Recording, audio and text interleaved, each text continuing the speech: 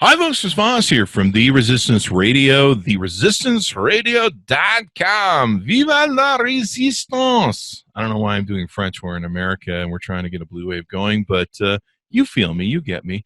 Anyway, guys, thanks for tuning in. We certainly appreciate you guys. We are, of course, continuing our series of introducing you and covering interesting candidates that are running for the next blue wave, what we're hoping is going to be a blue wave in 2020.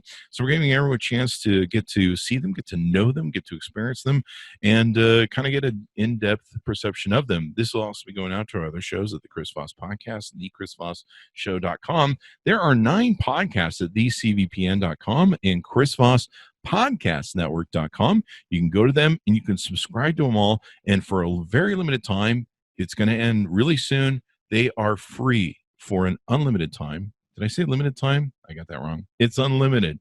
So go there, get your free show. There's 500 of them. Holy crap. So there's something to listen to because why not?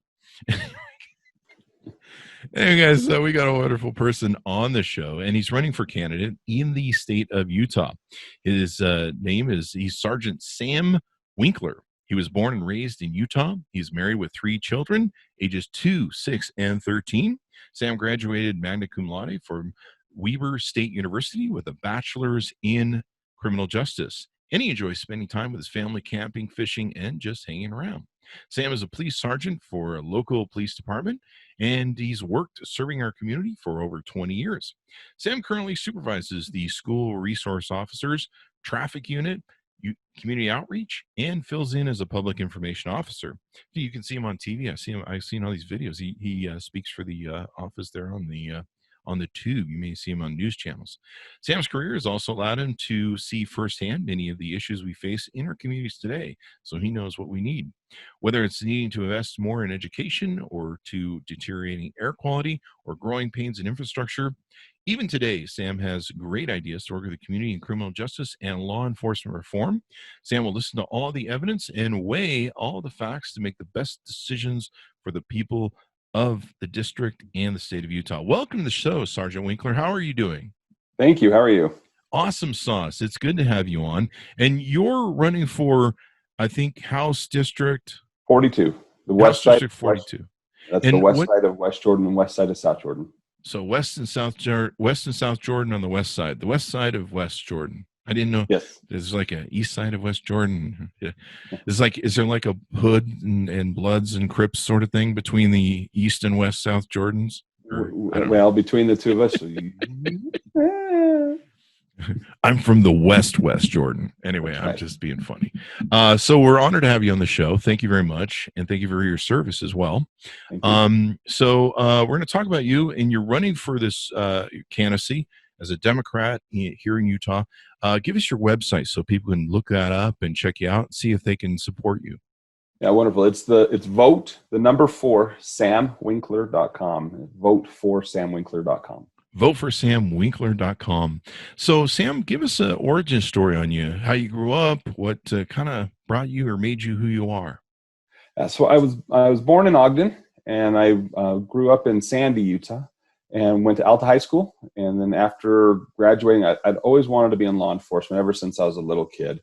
I loved helping people. I volunteered for police departments growing up, and I put myself through the police academy, paid my own way through. Oh, wow. I was first hired in Escalante in southern Utah and worked down with that community for several years before I moved back up to the county up here, where I've spent the rest of my career. I was married.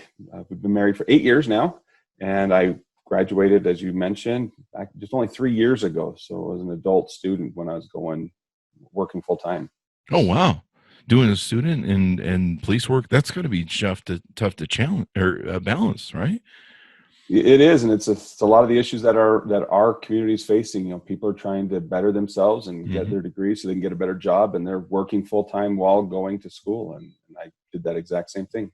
We may see some more of that. That's going to be the fallout from COVID-19, where people are going to take on some new careers, maybe go back and learn some new trades, some new skills, and everything else. So yes. You spent time doing that, and then you became a police officer. So you've been serving the community. Looks like you've done really well. Like I said, I saw a bunch of videos where you're out being a spokesman Was it for the West Jordan Police Department, or which police department is it? It's for South Jordan. South Jordan Police Department. Is it the west side or the east side? No, I'm just kidding. So South Jordan Police Department, and I think being a police officer takes a extreme level of character, because I couldn't do it. You see everything in society. You see what's wrong with society. You see what's good with society. We're a rule of law society. I think that's what a lot of people don't realize, is how important the rule of law is to our country and how we operate. Our Constitution is built upon the rule of law. And if I could go back, one of the things I would do in school is become an attorney, because I love the law. I love everything about it. And so you've probably seen a lot of different things that have made you, concerned about what's going on in the state, how it's operating, how it's being legislated, et cetera, et cetera. I have everything. From everything that we're taught in law enforcement, we need to listen to the people and then work with the people to try and find the best solution for the problem. The legislature, unfortunately, has proven that's not what they like to do. We vote for these referendums, and they come around and tell us that we're wrong, and either repeal them or do something different. But that is the impression that I personally get when I vote for something, and then they say, no, we're not doing that. We're changing it. We don't agree with you. There were two laws that I was kind of stunned by in Utah. One was the marijuana law, that Utah passed the medical marijuana law, and they literally went, well, that's nice of you guys. And I think there was another law that they did where they just went, yeah, whatever, voters, yeah, we're over you. And I thought that was astounding. I was just like, what? And that goes against everything that I've ever been taught in law enforcement, is to listen to the people. And, and we can talk about what's been going on nationally here in a little bit, but locally, we need to fix our problems here. And if the leaders are not willing to listen, then there's a problem with the leaders. Yeah. And then when people feel disenfranchised, then they get upset. And you bring up a good point. We're going through that right now with the George Floyd situation. And it's really blossomed. In fact, today I noticed there are countries around the world, Berlin, the UK, that are holding protests now. It's been going on for a long time, where we see a couple bad apples can ruin a bunch, and, well, not ruin a bunch, but they can do heinous things that just tar everyone, I suppose. It is. It's very sad, because if you look at the vast majority of law enforcement, we really are trying to help people and make it better. And we don't like the bad cops as much as you don't like the bad cops. Yeah. And we don't want them. When we see them, we get them out of there as quickly as we can. But we need people to communicate. And when we see this start going violent, what they're trying to say is watered down, because all people now see is the violence and the broken windows and police cars turned upside down. That's what they see. They forget about why we're doing this. And I completely agree. We need some justice reform, and we need some law enforcement reform, but we need to sit down and talk and actually communicate, and not use bats. And people had crossbows out there yesterday. We can't be using weapons against our own people. We need to sit down and That's crazy, man. It's crazy. I don't know that I want to be running around with a crossbow on some police officers. That doesn't sound like a good smart thing to do. But I think some of what's going on too is pent up anger at Donald Trump, Donald Trump's policies. He's very racially motivated. I think the COVID-19, his handling of it, I think a lot of that's coming out of this. I think there's usually with these sort of issues, I think especially with this one, there's a lot of anger. People are out of jobs, they're out of work. They've got people that have passed away. And this is one of the reasons I've had folks like you on the show that are running for office, is because I want people to get to know and spend more time getting to know their politicians, because this ballot measure, this election coming up in November 20 is going to be consequential. We need leaders in there that are good leaders, that are smart, that are logical, that know the communities well and know how to guide us through what we're going to have to go through, because we're going to have bankruptcies are going to be out of control, financial difficulties, joblessness. We've already seen a rise of domestic violence. I'm sure you've experienced a lot of that on the job and seeing that and helping people that are trying to get through that. I once had a speeding ticket that I appealed, and in the appellate here in Utah, they sent me to a domestic violence court. And since my name is Voss, I was at the end of the docket, and I spent several hours watching the domestic violence court. I used to have a BMW, and it was bad. Let's put it that way. You know what I'm saying. And so, but just watching it, I was just astounded, And then my favorite show to watch is Cops, of course. And so, you see it there, and a lot of these people are trapped, and even more trapped now with this COVID-19. And so, if they have abusive spouses, even child abuse, Karina Brown, who was on Friday, was talking about how they're more concerned about child abuse because the children can't come to their child abuse reports have dropped because the children are coming to school and telling the teacher or the principal that there's problems. So we're going into a whole issue of darkness with the COVID-19, the fallout from our economic collapse. I think the CEO of Bank of America said we may not see any sort of recovery till the end of 2022. It's going to be weird, but we need politicians like yourself who know how to get us through these, who know how to work on behalf of the community and get us out the other side. More and more, I think people need to realize, and I've been admonishing people in Utah, they need to realize that whoever's on that ballot is the people that's going to really get you through government the next 2 years. It is, and we also need people that see the problems with how the laws are currently created, how wrong they are, the issues that were made by other political leaders, and we need people that can see those problems and actually get in there and fix those problems. Because if they don't understand why these are problems, then the problem never gets fixed. There's so many times that us in law enforcement don't want to get involved in certain situations because it's not a law enforcement matter, but the legislature has put that on our shoulders because we're the saviors of society. And we know that we can't solve every problem. There's other resources, but that's one of the reforms we need to look at is what are we using our law enforcement for?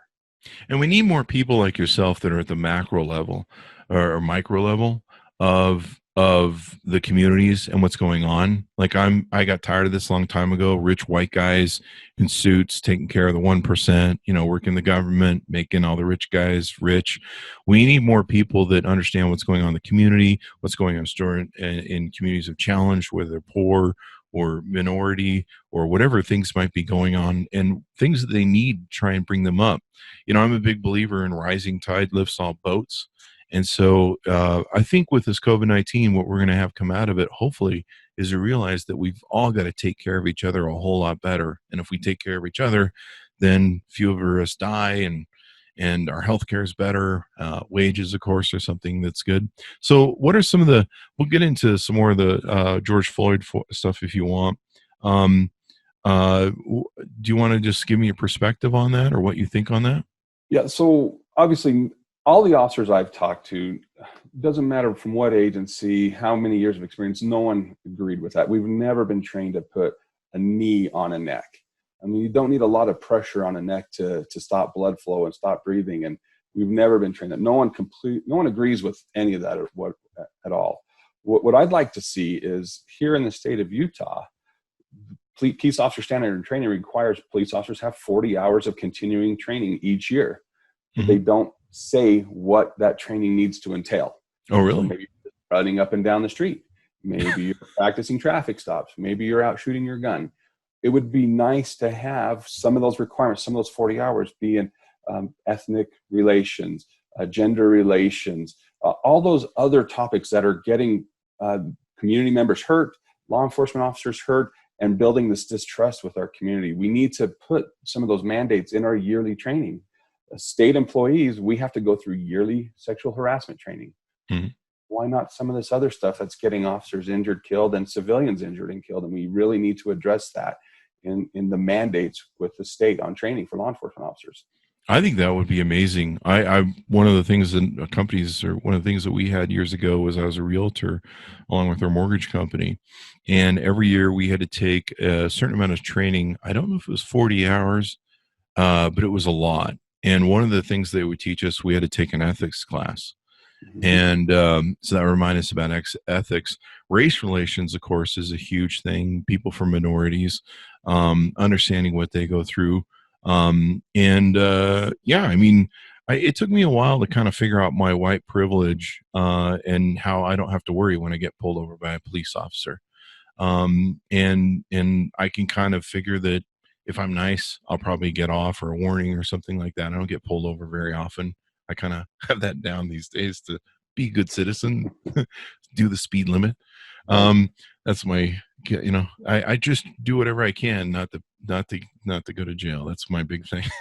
Well, and I completely understand the other side, whether they're Black or Hispanic or Polynesian, that the lights turn on behind them and they're paranoid. They're not Yeah. sure what's going to happen. They've seen all the videos on TV and stuff.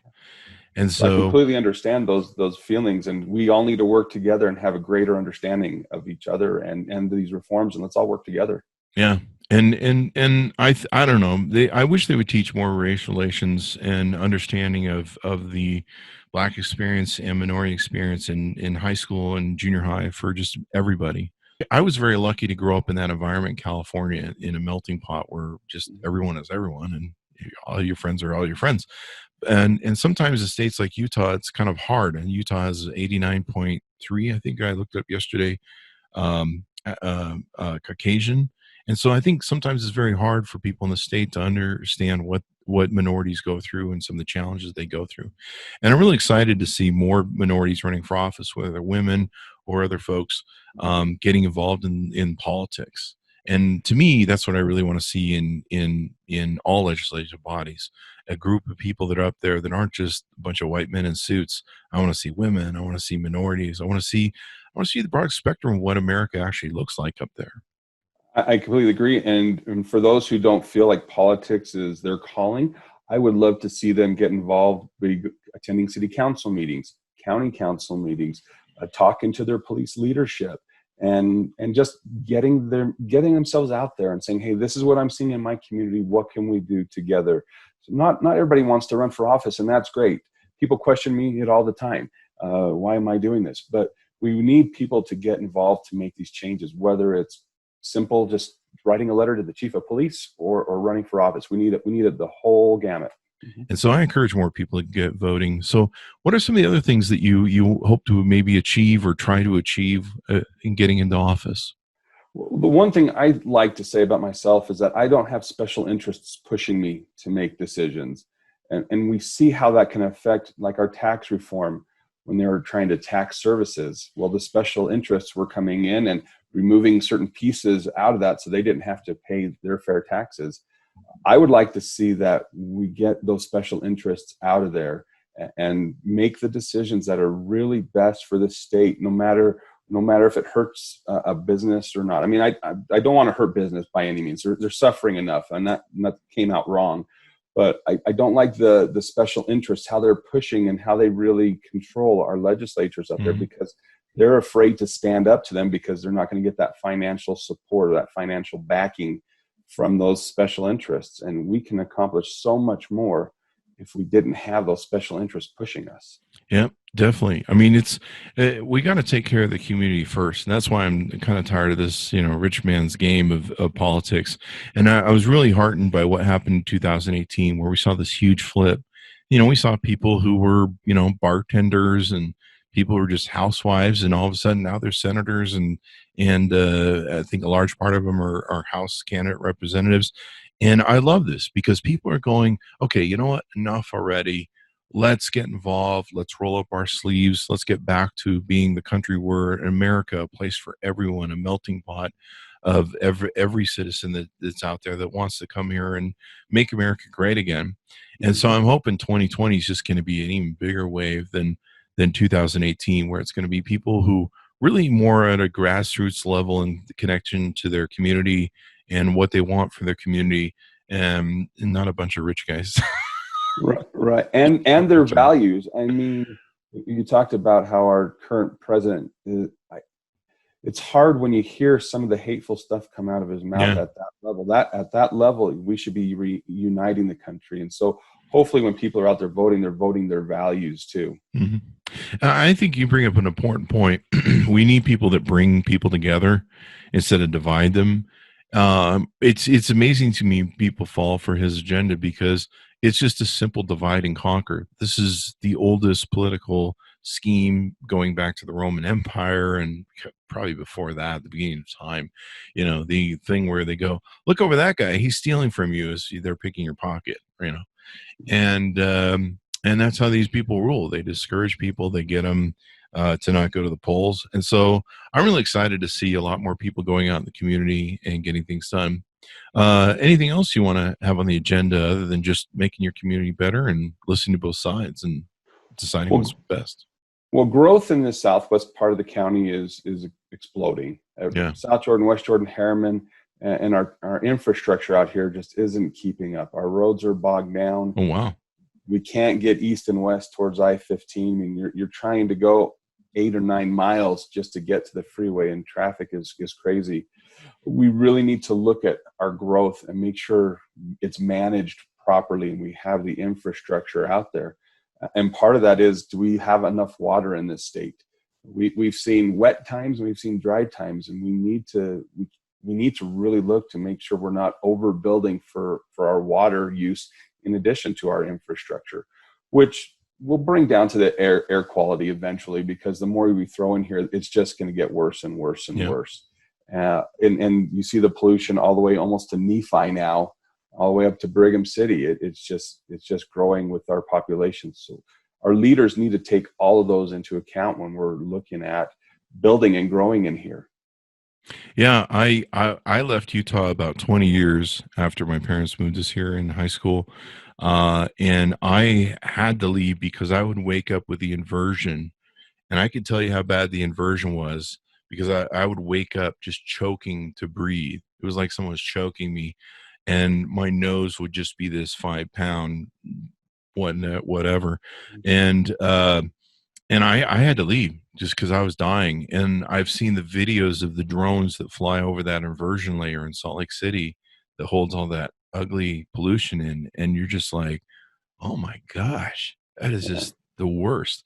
And water is important. I mean, it's kind of funny. I come from Vegas where, we don't allow lawns. Mm-hmm. And we have like really hardcore conservation. Like if you're a business and you let the water roll out on the street, they actually have city policing that comes by and gives you a ticket, says your sprinklers, you're wasting some water there. And then they come up here and everyone's like, water, and you're just like, wow, okay. Like I keep telling my mom, just tear up that lawn and xeriscape it. Like even in Vegas, we used to give $4,000. We give you $4,000 if you tore up your lawn. If you had to sign a contract, you wouldn't put a lawn in. But that's how we got rid of all the lawns in Vegas. But water is an important thing. I think, isn't it? I haven't been out there for a while, but you have Harriman that's just to the west, right? And that's been a huge growth area. And so that traffic probably comes through South Jordan and stuff.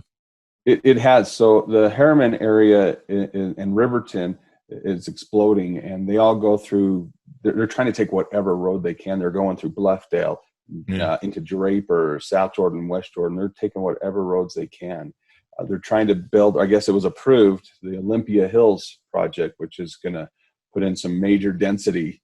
And the developers like to use density loosely because the whole development doesn't look very dense, even though it's just smoke and mirrors. It's just you make one thing look better by doing another. And all of those people are going to be adding to our roadways. There's no transit out here. You got to train. Oh, really? You guys don't have any? I know you guys are really big with the train thing. And we have one that ends just in the west part in South Jordan, but it doesn't feed into Harriman. It doesn't feed into Riverton. And we only have a couple of buses that really run periodically. The transit out here is horrible. And when there's no other options, you have to use your car, which adds to the air pollution also. So you guys need more public transportation, and you're probably going to need it because of what's going on with the recession or depression we're going to go into here. People are going to have to either not use their cars as much, or they're going to use something they can afford, which will be public transportation.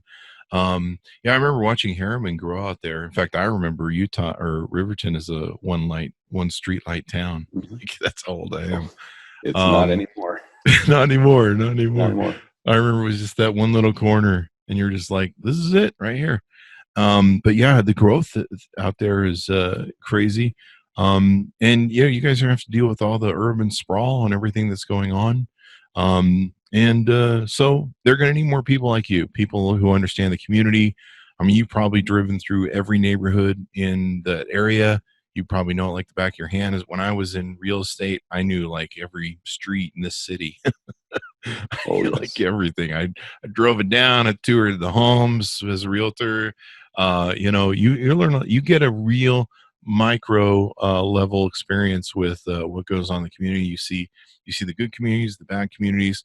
Um, One of the TV stations did a thing where they showed who's suffering the most from COVID-19 in Salt Lake, and they broke down the cases and the zip codes, and then the minorities in those zip codes, and they found that the rich zip codes aren't seeing a lot of COVID-19. They're not forced to go into work or work environments where they have to work closely to other people, and people in minorities. We've seen this in North Dakota and South Dakota. They have to go into cram quarters like meat packing plants and stuff, and they're having thousands of outbreak of COVID. And so this isn't going to help the minority communities. People that are protesting right now, this COVID-19 stuff isn't going to help them much at all. If anything, it's going to make things worse and more displacement and more divisive. And I'm sure no one's going to be less angry about it. In fact, if anything, more. And that's part of a larger conversation we need to have, because our minorities are a majority of our laborers. They're out there cleaning, they're out there mowing lawns, construction. They're doing a lot of that work that actually keeps our world clean and keeps our economy growing. They are literally the backbone of our economy. Yet we don't pay them a backbone, not even enough to make a living wage. So then they're having multiple generations living within a single house, so they can actually afford that house. They can afford food and utilities. So they can live their American dream. They come here for an American dream, and we don't give it to them. We make them work 60 and 70 hours. We don't offer them protection. We make it hard for them to become a legal citizen here, to follow our laws, and we almost set them up for failure. Mm-hmm. There are so many issues out there that are related to that need to be addressed, and we need to get those people involved and vote for people that will get those changes made. A rising tide lifts all boats. And when America was at its greatest when it didn't operate from scarcity, when it said, hey, this is a great country, we have enough for everyone, that's how we're going to operate, and we're going to lift up the poor, and we're going to lift up the people who've been displaced, and we're going to try and get everybody better. And we didn't get quite maybe as far as we should, but I think we're much different people now. We seem to be operating more from a point of scarcity, where you have mine or I have mine, and you're just gonna have to go get yours and stuff. But we're seeing like $15 an hour wages now. It's not killing community. It's not putting companies out of business. If anything, it's spreading the wealth around more. Utah has some real issues with that. What about education? Education is always something that comes up in Utah, because we're 50th in education here, so that's not good. No, it isn't, especially for a state that really emphasizes families. Yeah. Our children are going to be our next leaders. They're going to be our next business owners. They're our next world. Mm-hmm. And if we can't get them the education they need, then what are we setting ourselves up for? What's our future going to look like? When you have classrooms that are overcrowded, mm-hmm. students slip through the crack. Yep. I can even say I was one of those that I did just what I needed to do to keep the attention off the teacher, but I didn't understand half the stuff I was doing in middle school and high school. Yeah. And that's scary when we have kids slipping through those cracks, especially when it's really slanted towards the minorities. Yep. That they go to school and they do just enough just to let the teacher know that they're there, but we don't give them the attention they need to help them succeed.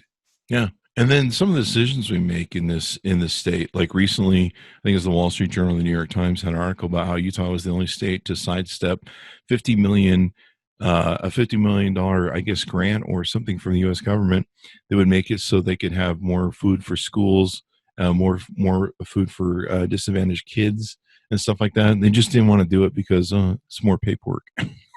And we hate the federal government. Yeah. It's the same thing with our Medicare expansion. We turned down all that federal money, which wound up costing us more money in the long run. Yeah. We finally accepted it. Yep. But we don't like the federal government here, even though it's already our money that the federal government's taken from us. Why don't we just take it back from them? Exactly. Let's take it. And it's kind of funny because, isn't the BLM the largest real estate owner here in Utah next to the Mormon church? Pretty much. So you guys already, you got the feds in with you. And there's a lot of things that need to be done that way, where Donald Trump is trying to basically put oil rigs in all the, on all the beautiful lands. Everywhere I go, like, I wish Utahns could see, like, everywhere I go around the world, like, people will be like, Utah? Oh, that place is beautiful. Those monuments and the parks and the skiing, like, the reputation and where tourism is the number one thing here. But going back to, I want to flip back really quickly to what you were talking about with education, STEM, computerization, robotics, a lot of the stuff we talk about in the Chris Voss Show and our spatial computing show. A lot of these startups, a lot of these Silicon Valley stuff that may have some spill over here as Silicon Valley kind of goes to more mobile stuff. Those are all stuff that the kids need to learn for the future. And so they need to be learning really high-tech skills. When I went to high school in Utah, I was taught leather shop, metal shop, and wood shop. Yes. And about the only thing you learned in metal shop was how to cut off your fingers. Same thing with wood shop. Thank God I survived. But I remember my metal shop teacher, and God bless him, he was the nicest guy. Well, he wasn't the nicest guy. He was like an iron fist, but he was nice in his heart. But I remember being in metal shop, and he had a couple fingers missing, and you're just like, I don't want to be a metal shop dude. And there's nothing wrong with being a metal shop dude, but I don't know. When you see that, you just like, I don't know. But I'm still waiting for that leather shop education to kick in any day now. Tandy, I'm going to make millions in leather purses or something. I don't know. It's coming your way. I see it in your future. You can feel it.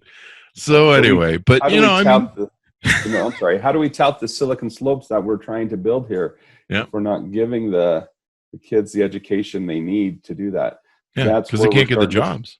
Right. And then, so a lot of charter schools are starting up to try and fill in some of the voids, but we really need to get that into our public education system to get this technology background, the STEM background into all of our schools.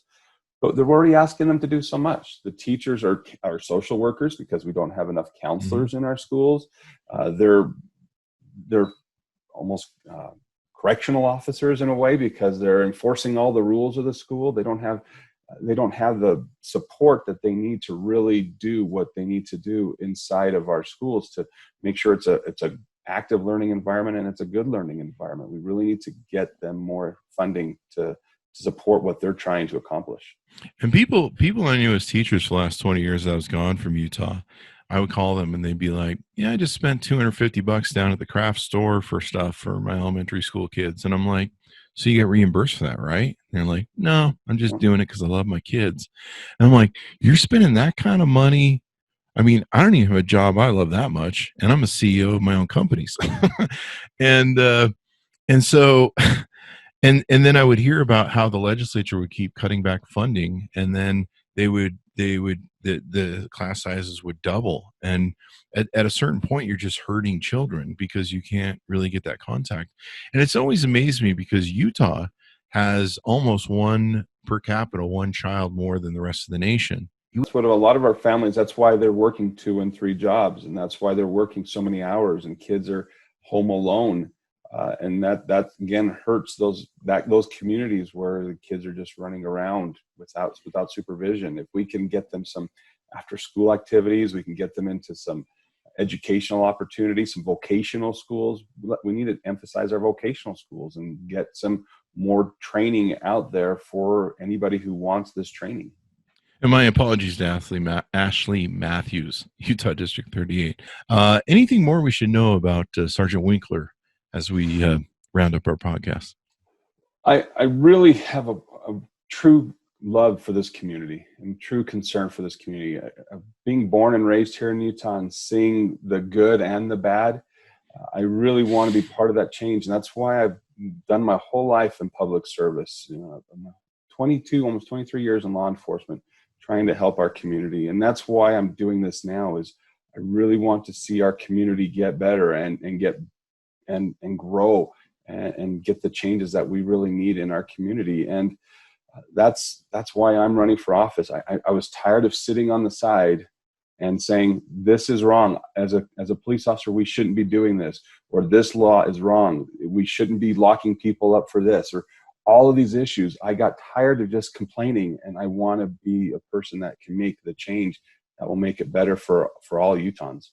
Definitely. We saw some disparity too with the COVID-19, how they released kind of white collar dudes and people that knew the president, but other people stayed in jail. And then the COVID-19 fallout has been horrendous. In fact, I think I just heard the Point of the Mountain state prison has got their first COVID case, which is probably not good for a lot of those people that are in there. I mean, regardless of what you've done wrong in your life, we have to, if we lock people up, we got to at least take care of them. And we need to prepare them for getting out and being a member of society. And that's, if we're not able to protect them in there, what good are we doing? I've had some friends that have done time, and not close friends, but friends that have done time, and it's a challenge to get integrated back into society. Fortunately, there were people who spent a lot of good time going to school when they were in there, and they got early release because they created a bunch of groups and stuff and were helping other people, and so they've done some great things. But trying to get integrated back into society, and then of course you've got the stigma. I think voting rights are important. If you've served your time, like we saw Florida, if you served your time and in your duty to society, then you should be able to vote again. I think those people should get their voting rights back, but that's my opinion. But there's a lot of things that need to happen. And so I want to encourage all Utahns or anybody anywhere in the nation that's listening to the podcast, go through your ballot, get your ballot early. I know there's packets that sometimes the parties will send out.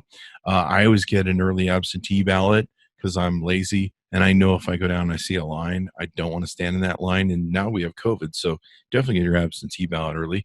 And go through it. Google everybody from the start to the top, because all politics are local, and it's going to be your local community leaders, the people you vote for, to be your local offices in each of these small House districts. They're going to make the difference for you. Like if you try calling the White House, they're probably not going to take your call. But if you call your local legislature, you can probably get through to him or his assistant, and he'll probably read your letters or emails and listen to you, and maybe come out and meet with you or hold group functions. They don't, at the federal level, you're, whatever. So I encourage everyone to Google, research, and everything else. So Sergeant Winkler, what's the best way people can find you on the web? And then, of course, you probably need some help with funding, with volunteer support if people can afford funding. Let us know how we can help you. And that's great. Again, my website is vote4samwinkler.com. I'm on Facebook at Sam Winkler 4UT House 42. Instagram, Twitter. If you go to my website, it'll get you my email address, which is sam@voteforsamwinkler.com. And I haven't been doing as much fundraising as I probably need to go up against a very well-funded Republican opponent here.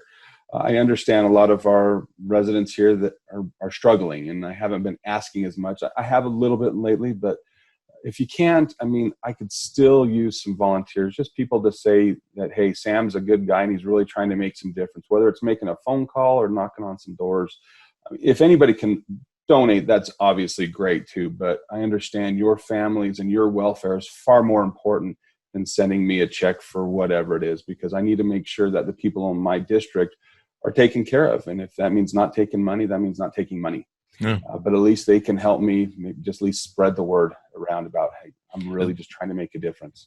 When I was I spent a year in the car business, and we used to tell people, they're like, well, I just need an extra $25 a month. And we'd be like, well, why don't you just skip buying those big gulps? And of course, nowadays, $25 is a day or two at Starbucks.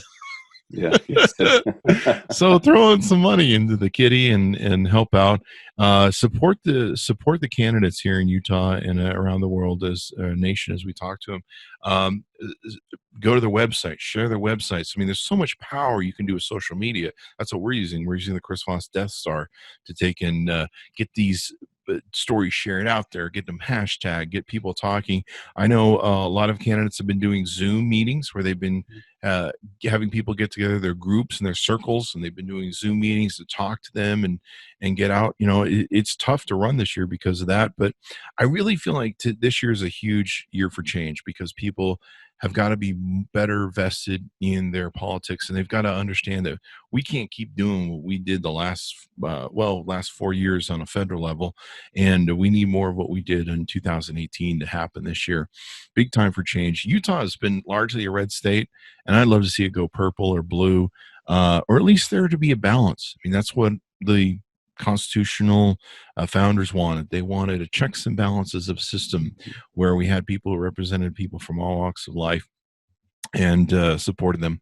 So that's my view. I completely agree. We need those different voices up there so we can have those honest communications and figure out where our issues are. Because if it's all leaning on one side, that's all you're hearing is the voice on one side. That minority doesn't get a chance to speak up, and we need that minority to speak up.